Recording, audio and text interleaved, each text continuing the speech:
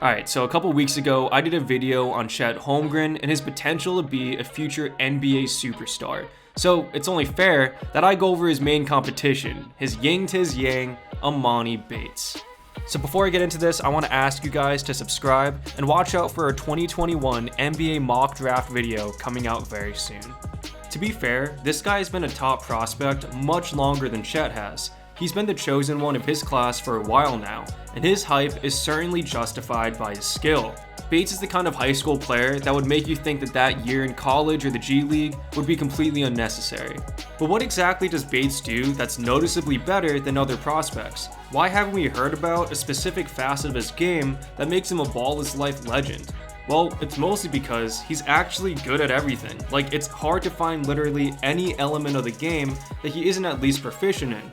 To start, he can score in so many ways. He already has a very well-developed shot that shows consistency not only in mechanics, but results.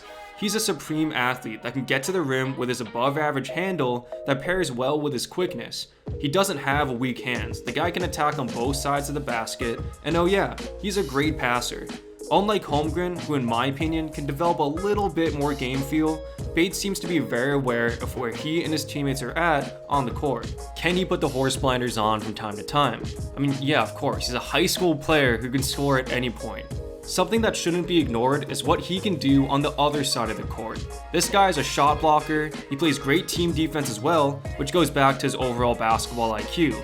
But he's also good on the ball. He uses his quick feet well and can keep up with even the top guards in his class.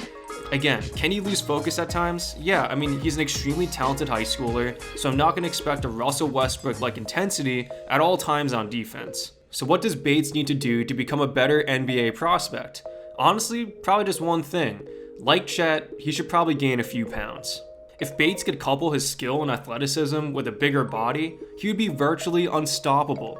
He is just 16 though, so I'm guessing this will happen naturally.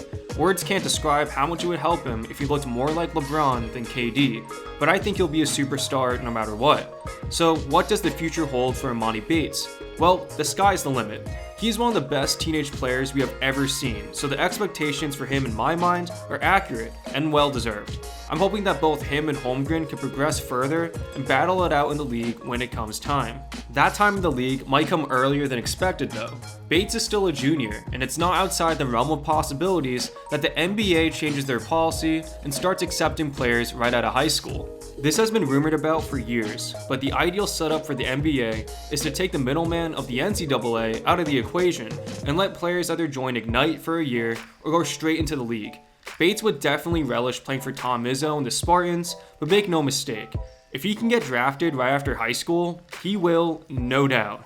Regardless of when it happens though, Emoni Bates will be in the league, and there's no need to doubt, he is the real deal.